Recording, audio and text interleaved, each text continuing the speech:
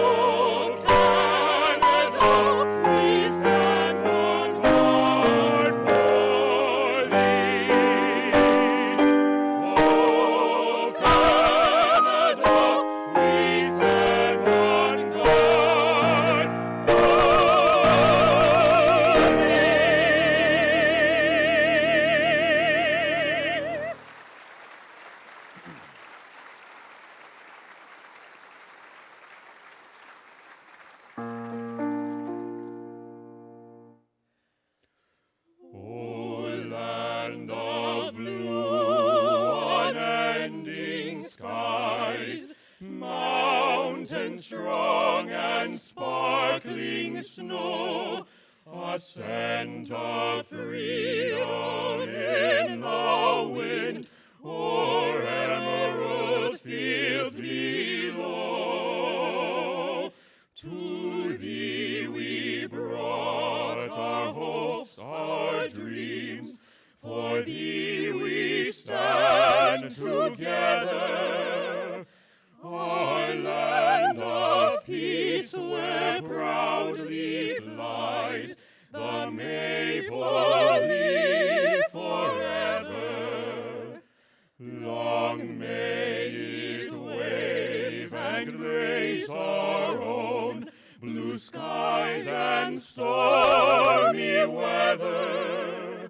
Within my heart, above my home, the maple leaf forever. Good afternoon, everyone. Nice to see you all today. I'm Jenna Donaldson, Chair of the Board at the Empire Club of Canada, and I'm your host for today's event. To formally begin, I want to acknowledge that we are gathering on the traditional and treaty lands of the Mississaugas of the Credit and the homelands of the Anishinaabe, the Haudenosaunee, and the Wendat peoples. I encourage you all to learn more about the traditional territory on which you live and work. Today's event would not be possible without the generous support of our sponsors. The Empire Club is a nonprofit organization. Our sponsors generously support the club. They make events like this possible, and they make viewing complimentary for those of you that are online. So will you all join me in thanking our lead sponsors, Bruce Power, Hydro One, and LiUNA. Thank you.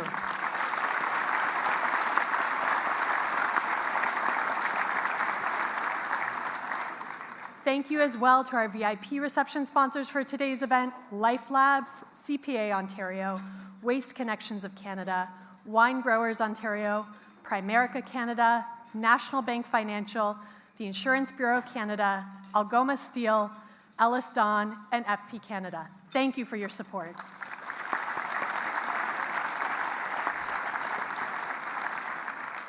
Thank you as well to our supporting sponsors for today, Residential and Civil Construction Alliance of Ontario, OREA, International Business University, George and Helen Vary Foundation, CIBC, CBRE, and Think Research. Thank you all.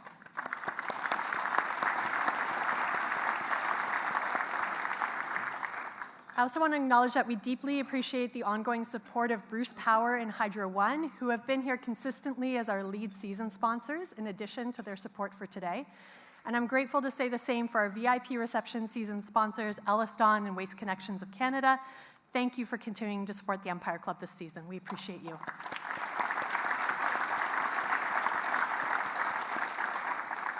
And finally, thank you to our media partner, the Toronto Star, and our AV partner, Bespoke Audiovisual. We appreciate your support.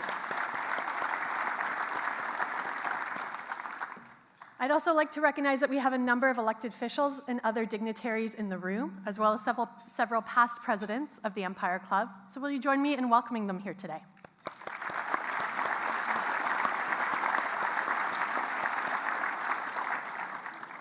If you have a question for the minister, please scan the QR code that is found on your program or through the Q&A function if you are online.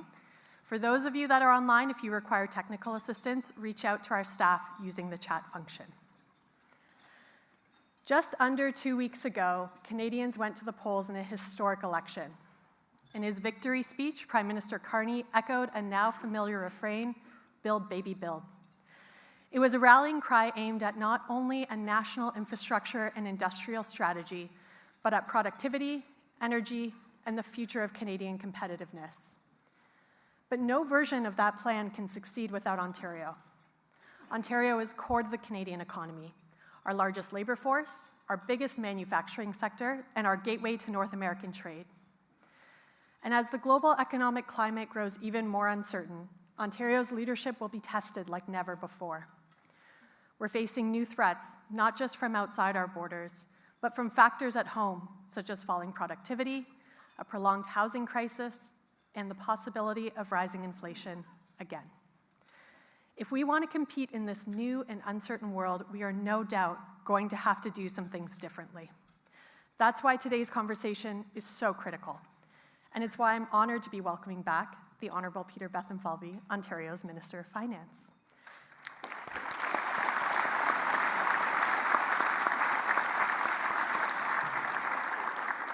Minister Bethlenfalvy is here to deliver his annual budget speech, his first since the 2025 provincial election, and it couldn't be more timely.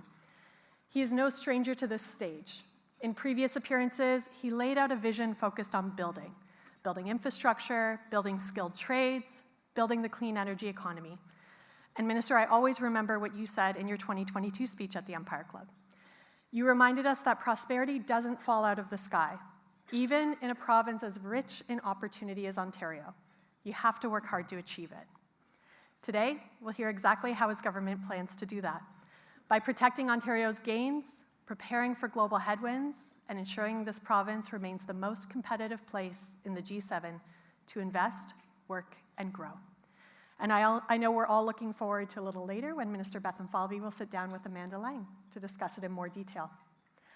But first, please join me in welcoming a leader from one of the province's most ambitious builders, our lead event sponsor, Bruce Power. Bruce Power is a proudly Canadian-owned company that is committed to providing safe, reliable power to Ontario and cancer-fighting medical isotopes to the world. They're also an important player in driving forward Ontario's economy. Here to offer opening remarks and introduce the minister is their Chief Operating Officer and Executive Vice President, James Skonyak. Will you all join me in welcoming him to the stage? Appreciate it. No problem. Great. Well, thank you very much for having me, and I appreciate the recognition of the work of Bruce Power and our friends Harry and the team at Hydro One. And you know, I know Harry's in the same boat. I see Tim Hodgson, the former chair of Hydro One here. We have the opportunity to come to these events in Toronto and talk about the amazing work we do in Ontario's energy sector, but it's the thousands of workers every day in our organizations that are making that happen. And when we flick the light switch, we expect it to come on. We expect it to be reliable, we expect it to be affordable, and we expect it to be clean. And it's not guys like me that make that happen, it's workers like them. So let's give them a round of applause for what they do every day. So in addition to promoting Bruce Power and introducing the minister, I have to admit this is the only speaking engagement I get to do where I walk into the song of "You Too, Minister." And so it makes me feel like a little bit of a rock star in a sense. But you know, Minister, I put some thought into. I think we've been able to sponsor this event in a number of your budgets, and I put some thought into what is the best way to introduce you. I mean, everybody in the room, you make yourself available to stakeholders, you make yourself available to the sector. People know you. But there's really three takeaways from my perspective when I think of this minister and what he brings to the role of Minister of Finance. And it's really summarized in three areas. The first is people, the second is alignment, and the third is investment. And I just want to touch on all three of them. You know, all of us, when we leave the room here, there's a million asks that we have, there's a million suggestions. And I can tell you, this minister, I see his deputy minister here, Jason, his office and the entire government. I see Lisa Thompson, the Honourable Lisa Thompson, MPP for Huron-Bruce, and many other officials here. They make time for all of us. They hear our pitches. They have to say no more than they say yes. That's part of the job. But they always make time to get the best advice and feed that advice into the best path forward for Ontario, which the minister is going to talk about today. And I want to thank the people that the minister has put together. He's a leader that puts a team together. And in this room today, if you could please stand up if you are a staff person in the Ministry of Finance, either on the public service side or on the minister's staff, please stand up. I know everybody's awkward. Who's going to stand up first? Jason, you're the deputy. You have to stand up first. Let's give these folks a big round of applause for everything that they do.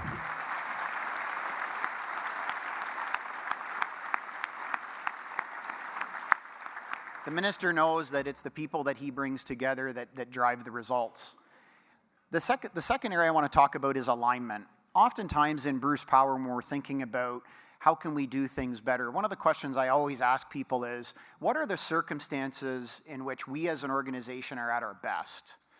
And there are often times when actually something has gone a way that was unexpected. A piece of equipment is broken. Don't worry, not from a nuclear safety perspective. But something that needs to be fixed. There's an immediate issue that hits us. And whenever we're faced with those circumstances, I ask people, what is it that makes us successful in those circumstances? And the one word that I can use to summarize it is the word alignment. It's when people are aligned, they break down barriers, they break down silos with very clear objectives that we're at our best. And I think the word alignment is really important in terms of introducing the minister today. This is probably the most consequential budget in Ontario's history that we're going to hear this week.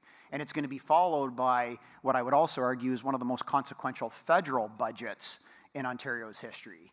And for Canada and Ontario to meet this moment, we need the province of Ontario, we need the government of Canada, and the private sector all aligned on what we are going to do to move things forward. And Minister, you know, you and your federal counterparts have a role to play. The private sector, all of us in this room have a role to play, and you can count on us for that.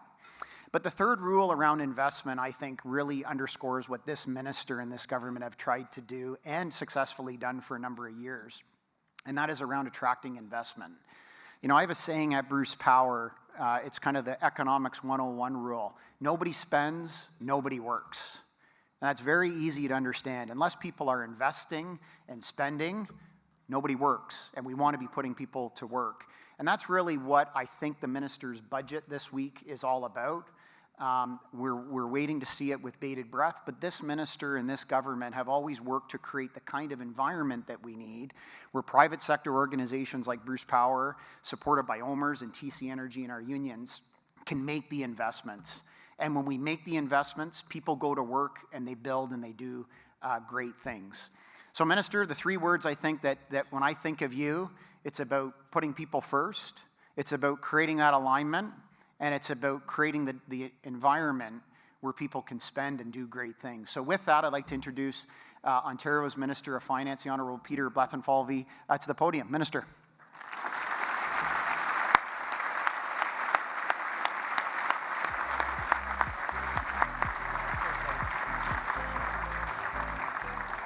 Well, thank you, James. Great introduction. No notes, really impressive. You know, my team that you introduced, some of them who are here, some of them who are in the background, said, Minister, whatever you do, be disciplined. Don't talk about crowd size.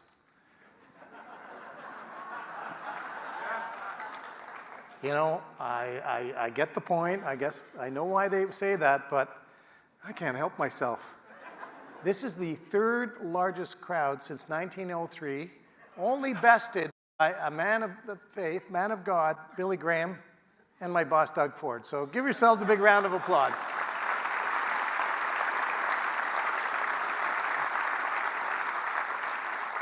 I also want to echo what James said. I have a number of my colleagues here today in the room. I believe they're all here. Minister Stan Cho, Minister Caroline Mulroney, my great partner at Treasury Board, Minister Lisa Thompson, our Minister of Rural, Mr. Todd McCarthy, Mr. Vijay Thanigasalam. Also, Democracy Works with opposition, and we have in the room MPP Stephanie Bauman, MPP Catherine Fife, MPP Jessica Bell. We have a former Finance Minister, Rod Phillips, and we have a newly elected Liberal MP. We let one in the room. You mentioned him, Tim Hodgson. If I could ask you all to stand up and acknowledge these great people.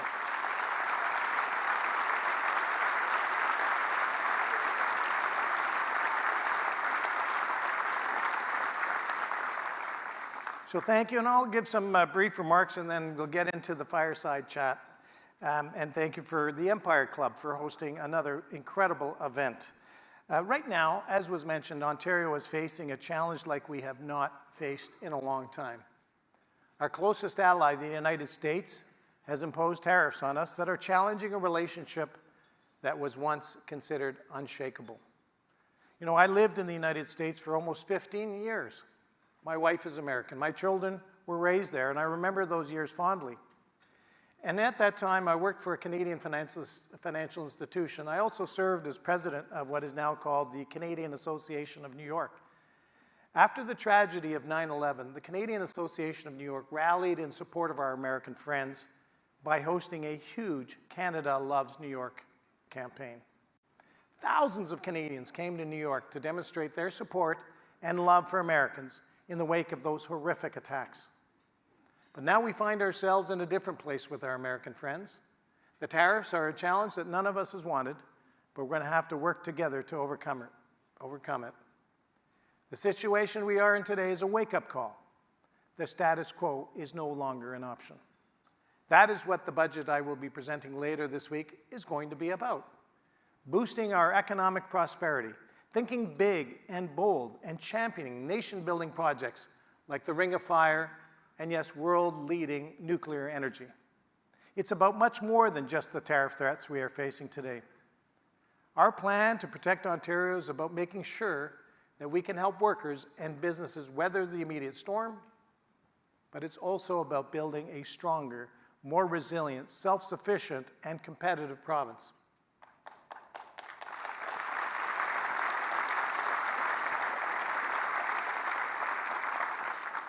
I believe that was Caroline Mulroney who initiated that applause. Thank you, Caroline. We're protecting Ontario not just from tariffs, but from whatever challenges may face our economy, our workers, and communities for decades to come. It starts with a strong fiscal position, because you can't build a strong economy without a strong balance sheet. And thanks to our government's responsible management of the province's finances over the years, we are in a stronger position to act to support workers and businesses. Our efforts to maintain that fiscal prudence have resulted in Ontario seeing major wins, including 2 credit rating upgrades last year alone, the lowest interest costs as a percentage of revenue we've had since the 1980s, and among the lowest borrowing costs of any Canadian province. Our finances are in the best health they've been in decades, and we're going to use that to make the necessary investments to protect the economy and build the economy of tomorrow. Our 2025 budget is a plan to protect Ontario, one that gets nation-building projects underway to make our economy stronger for today and tomorrow, and gives businesses the confidence to invest, hire, and grow here. Nation-building projects like the Ring of Fire, deep-water ports in James Bay, and critically, pipelines. Whether they are east to west or north to south, Team Canada needs to come together and work to champion these new pipelines will help get more of our oil and natural gas to market and help bind all 13 provinces and territories together more closely while reducing our reliance on the United States. In Ontario, we have world-leading advantages in critical minerals, in energy, in technology, talent, and infrastructure. For example, we have all the necessary tools and resources to mine, to process, and ship critical minerals all over the world from right here in Ontario. But when it takes 15 years to receive a permit to open a mine, we're not doing ourselves any favors. It's unacceptable. We need to build more, and we need to build faster. That's why we continue to call on the federal government to put an end to barriers like Ottawa's Bill C-69, a law that blocks building in Canada, and put instead to work, all of us, to speed up permitting. And it's why our government recently introduced legislation to get approvals in Ontario done in months, not years, through a one project, one approval model. We need to send a clear message to the world that Ontario and all of Canada is open for business. We will continue to attract even greater capital investments, strengthen our supply chains, support critical job growth, and fuel our economic growth. And we will accomplish this by getting those big nation-building projects done faster, like unlocking the Ring of Fire so that we can dig, process, and sell those critical minerals to meet the demand of our manufacturing sector here at home and ship them all around the world. And like building out our clean energy grid by investing in nuclear and boosting our production, transmission, and storage capabilities to meet our rapidly increasing electricity demand. This is the kind of decisive action our government is taking to protect Ontario's economy and the workers and industries that drive it. Industries like manufacturing, which we have worked tirelessly to support since 2018, like we did 2 years ago when we first introduced the Ontario-made investment tax credit to help businesses lower costs, innovate, and become more competitive. But with the U.S. tariffs putting jobs and creators at risk, our manufacturing sector finds itself facing newfound uncertainty, and we must respond.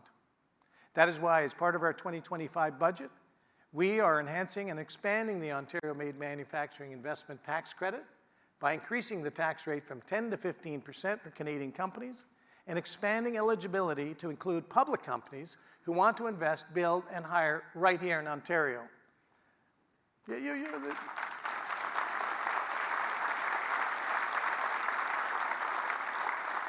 Folks, that was Lisa Thompson who led that applause, so thank you, Lisa. Altogether, this would provide roughly $1.3 billion in additional support to the sector over the next 3 years and would enable manufacturers to receive as much as $3 million per year in tax credits.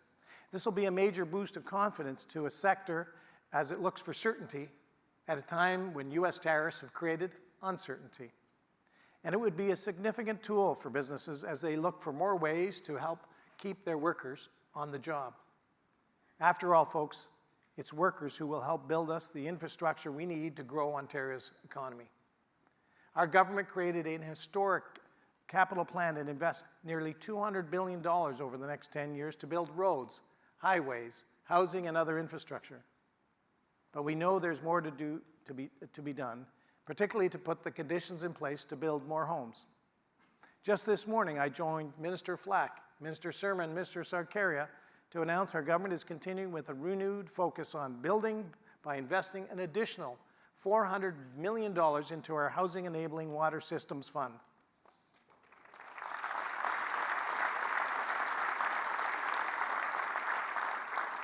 This will support our municipalities with much-needed funding for critical investments in sewage and other infrastructural needs that facilitate home building. And it serves as a piece of our broader plan to grow Ontario's economy for today and for future generations and communities. And as with most aspects of Canada's economy, Ontario must also continue leading the nation in the pursuit of free trade. We already conduct around $350 billion of two-way trade with provinces and territories, but we believe there's even more opportunity to generate wealth and prosperity for Canadians. Under Premier Ford's leadership, Ontario is leading free trade, calling for unity and championing nation-building projects. That's why we introduced new legislation to tear down interprovincial trade barriers that open up our 16 million person market to the rest of the country to one day add as much as $200 billion to our annual GDP.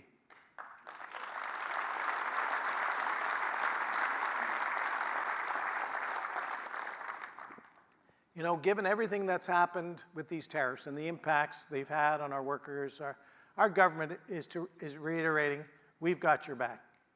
That's why we're doubling down on strategies we know have maximum impact, like supporting our workforce so they can acquire, develop, and retain valuable skills. So far, this is an incredible statistic. 1 million workers in Ontario have trained and reskilled for in-demand jobs through our Skills Development Fund. And now, as part of our work to protect Ontarians through our 2025 budget, we're taking further action by topping up the Skills Development Fund training stream to the tune of an additional $1 billion, bringing our total to $2.5 billion.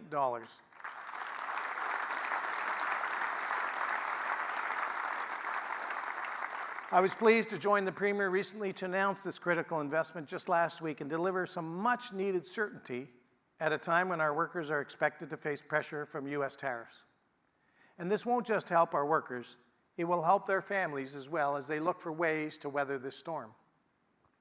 All of this to say that right now Ontario finds itself at a crossroads, one where uncertainty makes it difficult to see what the future might have in store, but also one where opportunity is waiting for us at every turn.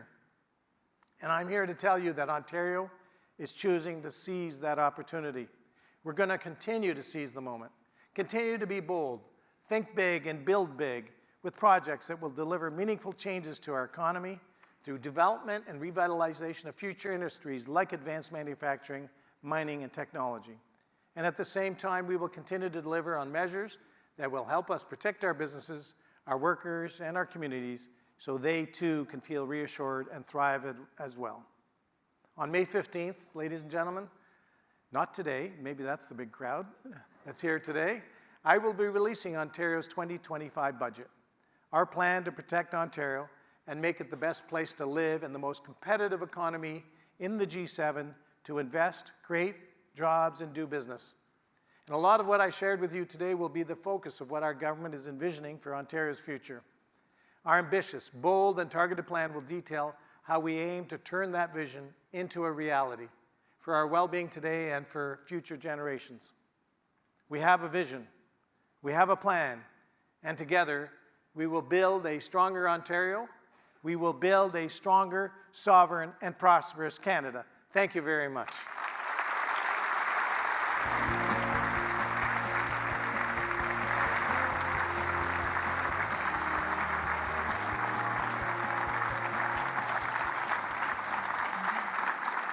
Thank you, Minister. Thank you for detailing your plan to help us seize the moment, create opportunity amidst uncertainty. And here to go a little bit deeper is our moderator for today. Amanda Lang is one of Canada's most respected business journalists. She is the chief financial correspondent for CTV News, and over her 25-year career, Amanda has interviewed business leaders, policymakers, and global thinkers. Will you join me in welcoming her to the stage today?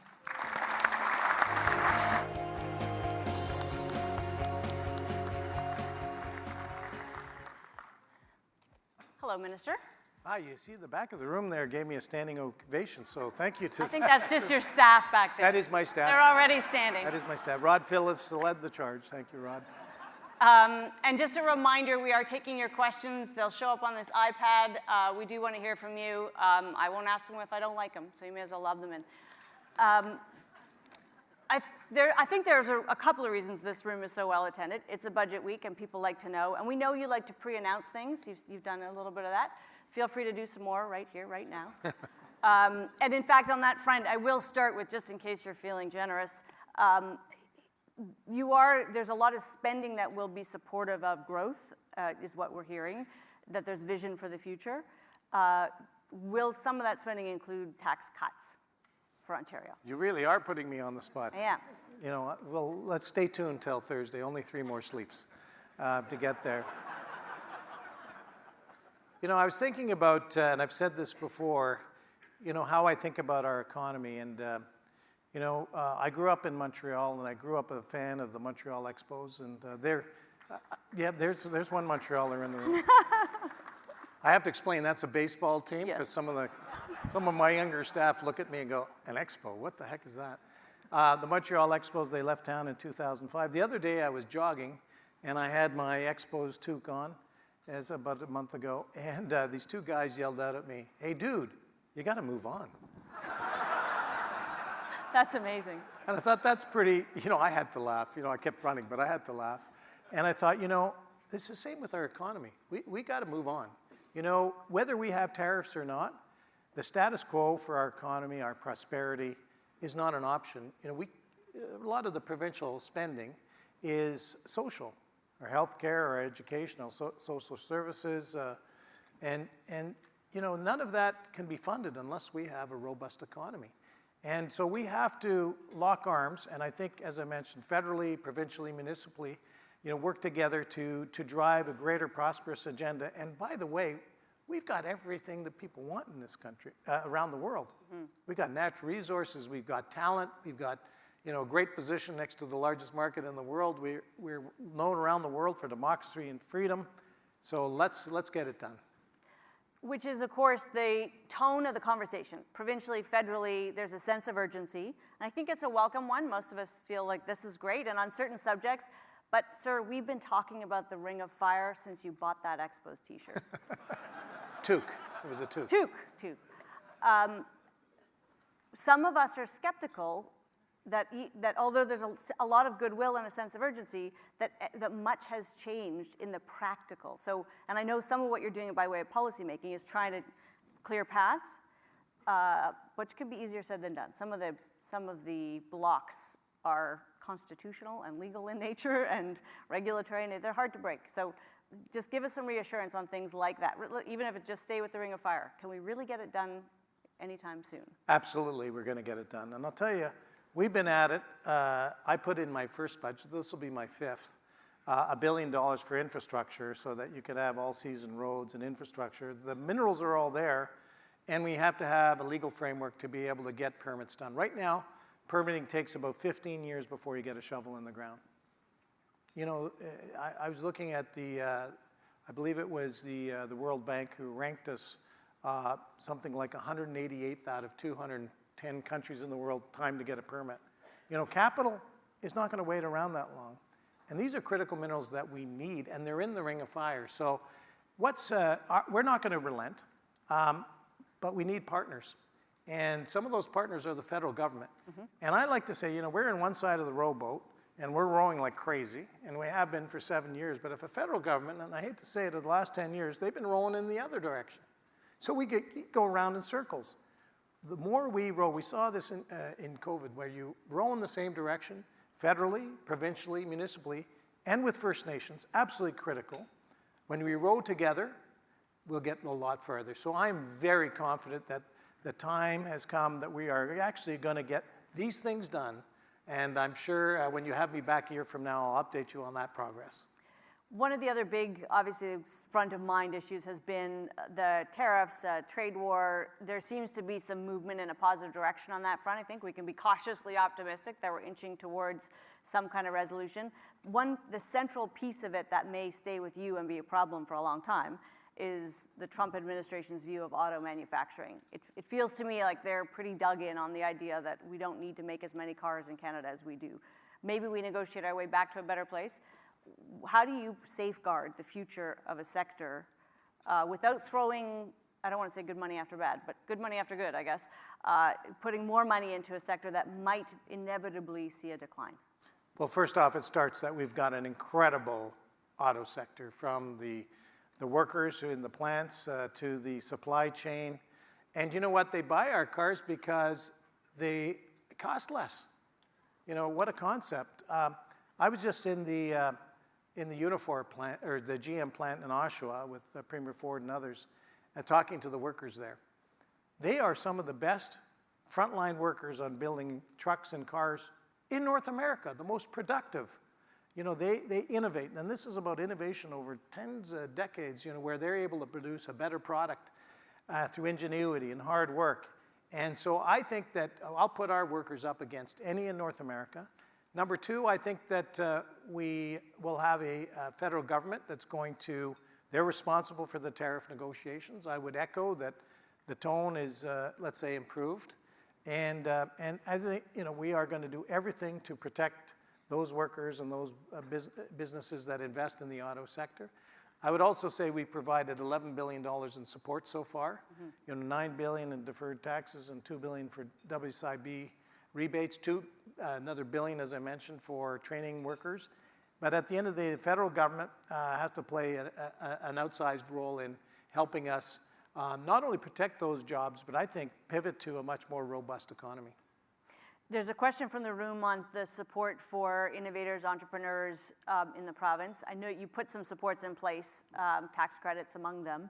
What's the vision for fostering that kind of growth here? Well, a couple of things. First off, you know, some people call for us to cut taxes and cut fees. Well, guess what? We've cut taxes and we've cut fees. We have never raised a tax or a fee. In fact, just the opposite. We've been cutting taxes since day one. I'll have more to say on that, about that on Thursday. Feel free to say it now. No, thank you, Amanda, you're good, but I'm good too. Yeah, I know. I know. Can't like that. You know, number one is we've got to make the conditions right for capital to be here, to invest. It's not just tax rates, but you know, that does help. So our Ontario manufacturing tax credit that I mentioned, that's really a tax cut for our manufacturing sector. Very well received. Talked to every of the stakeholders, the TMX, the Canadian Motor Vehicles Association, the Canadian manufacturers and exporters, you name it, they're all supportive of that. They'll say it was their idea. Number two is regulations. You know, we can't be the red tape capital of North America. You know, we just put through legislation on specialized economic zones to have one project, one approval system sub-delegated to the people who know what they're doing and have the capabilities, meaning the provinces and the First Nations and the municipalities. The good news is that Prime Minister Carney on the campaign trail said he supports one project, one approval, sub-delegated to the people who know what they're doing. And I think that's a great message to send to capital in Canada. It's a great message to send the world that Ontario and Canada will be open for business. We're also, of course, all of you are working hard on interprovincial trade. The federal government has this July 1st kind of goal. Most of these barriers are not federal in nature, so it's going to fall to you folks in the provinces.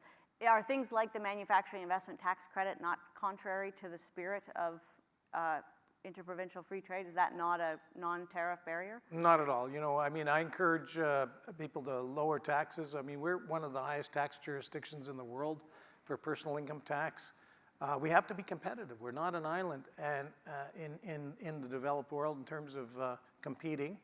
And, you know, the Canadian free trade, you know, which we've tabled legislation, we're going to lead the charge in terms of bringing down those barriers. Many say that could lead to about $200 billion growth in our economy. On a $3 trillion economy, that's about 7 or 8% growth just here in Canada by opening up our markets, getting rid of, and if you look at some of the regulations, they don't make a lot of sense. They're built up over a long period of time. So yeah, it takes a little courage to take the lead and say, we're dropping all our party-specific exemptions. We're encouraging and putting in legislation labor mobility so you can work anywhere. Think about that.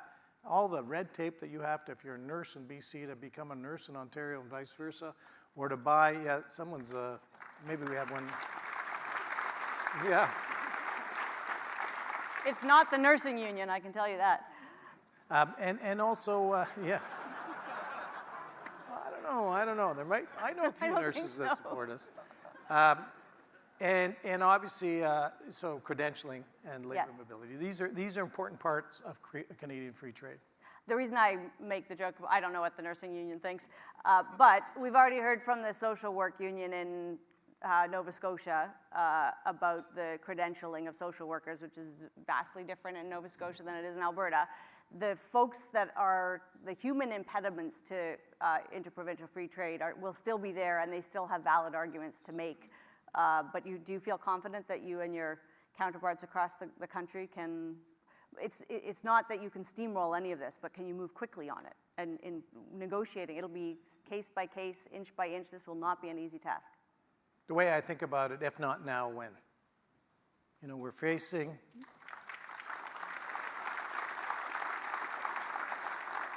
if not now, when we're facing these challenges, as a former president once said, we don't do these things because they're easy, we do them because they're hard.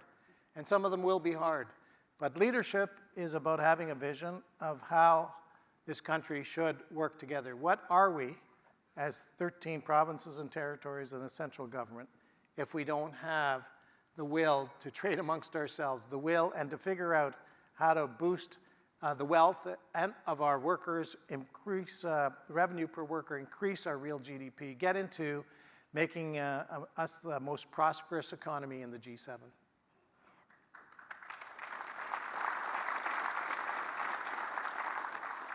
There is a question from the room on, you mentioned health and education. Those are two things, of course, that touch most of us in our daily lives in a very kind of physical and real way. And we have real deficits in the infrastructure of those things right across the country at every level. What's the kind of commitment to invest there, even as we have these big issues that we need to tackle? Can we keep our eye on those things that matter so much to citizens? Absolutely. And let me just say, you can't have world-class healthcare and education without a strong economy. So it starts there. The second thing I would say, we've invested record amounts in healthcare, for example. We've seen our population grow by 1.3 million just in the last 3 years. And by the way, not all of them can get work permits. That's a federal responsibility. We got to get people working. But the claims on social services are there. And that's why we're investing record amounts in healthcare. That's why we made the announcement last week, along with Dr. Jane Philpott and our great Minister of Health, Sylvia Jones, that we're investing over $2 billion to attach every Ontarian to a family doctor within 4 years.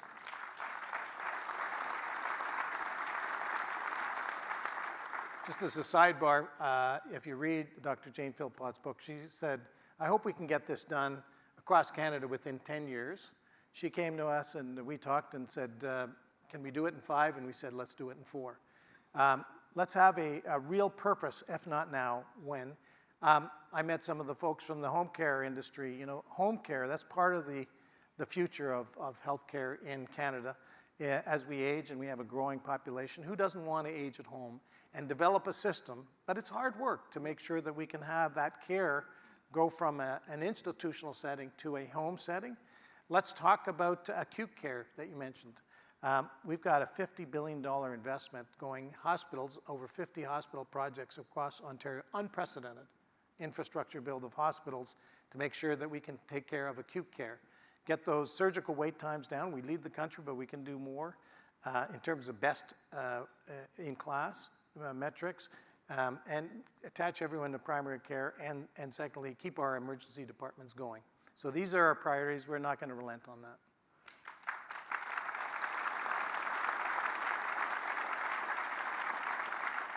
You mentioned the, I think, $400 million in the Water Infrastructure Fund.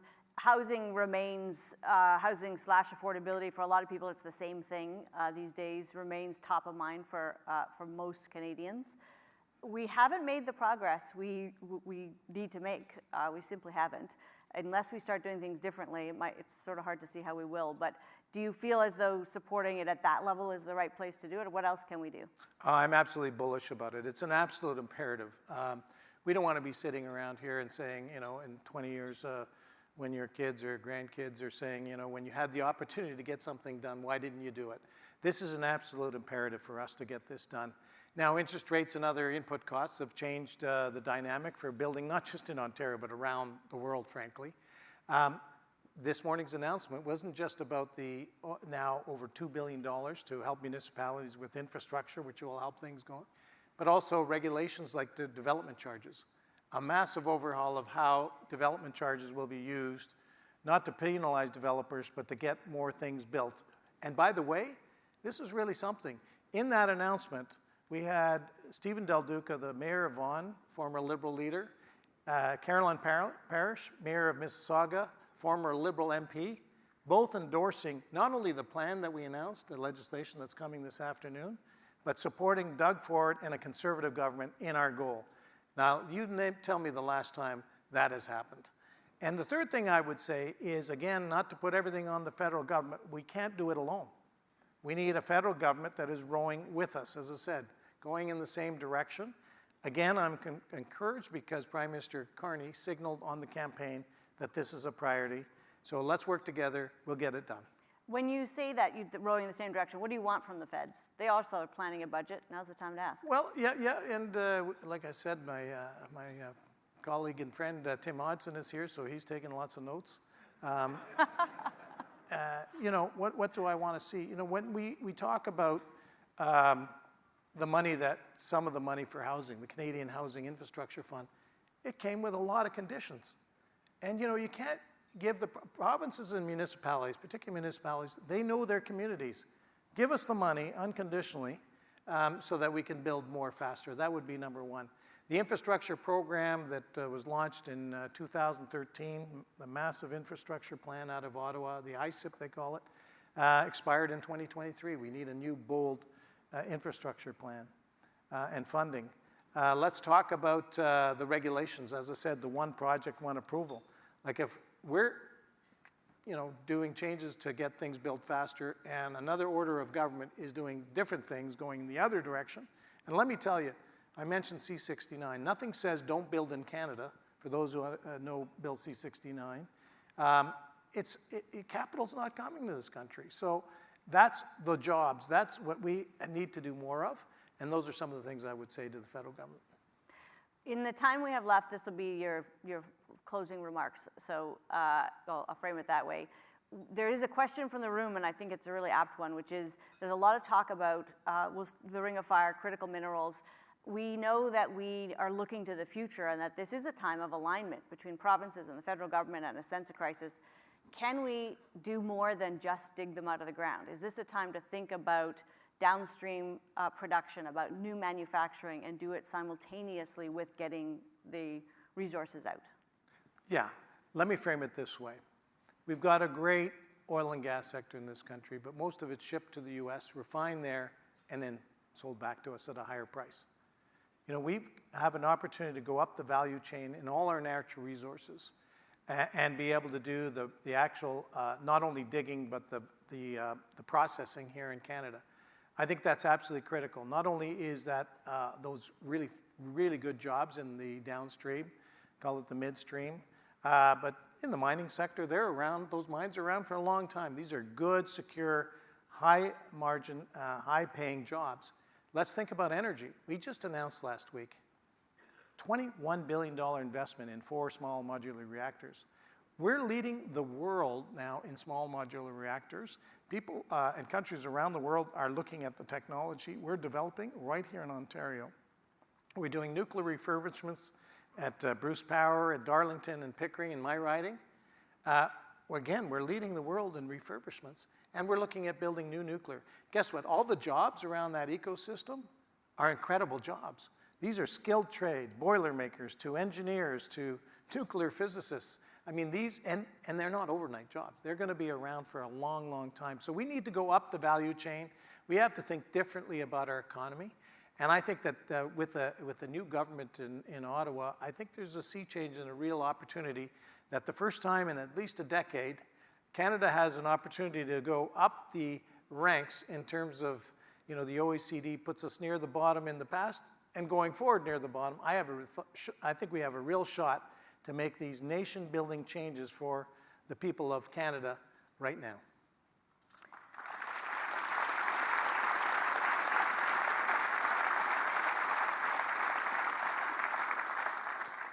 It's flashing red. I guess that was my closing You mark. hit the mark perfectly. We do have just a few seconds if you wanted to talk tax cuts. Stay tuned.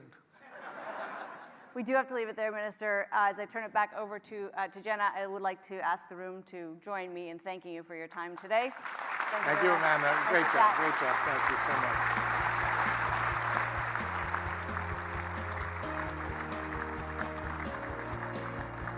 All right. Thank you, Minister. Thank you, Amanda. Stay tuned, everyone. Let's give them another round of applause. Say thank you for that conversation.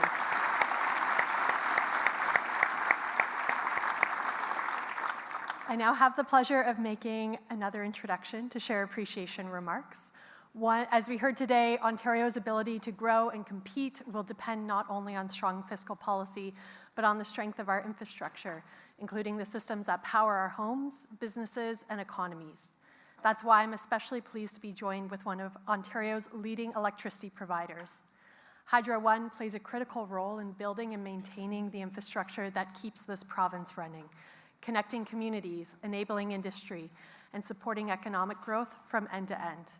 They are also a lead sponsor for today's event, and so it is my pleasure to have Harry Taylor, Executive Vice President, Chief Financial and Regulatory Officer at Hydro One, here to offer our appreciation remarks. Harry, welcome to the stage. Welcome back up to the podium. Thank you very much, Jenna. And congratulations. I think you're just completing your first year as chair of the Empire Club. This has been a terrific conversation in a 120-year history of meaningful conversations, terrific year of conversations, I should say. And I have to say thank you to Minister Bethlenfalvy for inspiring, potentially, a group of leaders who can make a difference to this province and this country. You started your remarks talking about protect Ontario. Sounds defensive, but what I heard was a lot of offense, going on offense, creating conditions for success. And I think it's incumbent on all of us in this room to think about that for a minute. We can wait until something turns or changes. We've got a government who's committed to making some change at the provincial level, and it sounds like at the federal level as well. So now we need to look in the mirror and say, what are we going to do to go on offense? And here at Hydro One, I'm happy and proud to say we are on offense. We are making investments, working with our partners at Bruce Power and OPG to bring the power they generate, as well as some other independent power producers, to the businesses, the households, and the people of this province, while also looking to make investments to bring power outside the province to our other partner provinces. We are doubling, and by the end of our mandate, tripling our investment in this province to create conditions for success. So I think all of us should think as we leave this room today, what can I do in my business to ensure we're going on offense to create the province and the country that we're being called on? This is province building and nation building. Thank you very much, Minister Bethlenfalvy.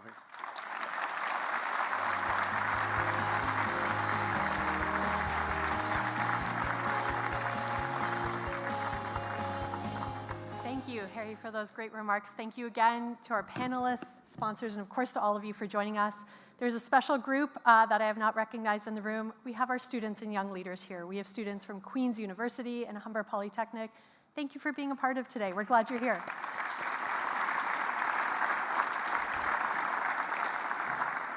To stay connected with us, please subscribe to our newsletter by scanning the QR code that you will find on your table. We also have an exciting new membership program, so if you are interested in learning more, please see our staff at the registration desk. We also have some important upcoming events, and I hope you will join us. Specifically, I want to call out that on June 3rd, we will be hosting the U.S. Ambassador to Canada, Pete Hoekstra. He'll be having a discussion on the relationship between our two nations. Based on what we heard from you, Minister, I think that's going to be a very timely and important conversation, and I think I saw Lisa Raitt in the room. She is the one moderating that, so please join us for that. Tickets are on sale now. As a club of record, all Empire Club events are available to watch and listen to on our website. A recording of this event will be available shortly. Thank you all for being here today. I wish you a wonderful afternoon ahead. This meeting is now adjourned.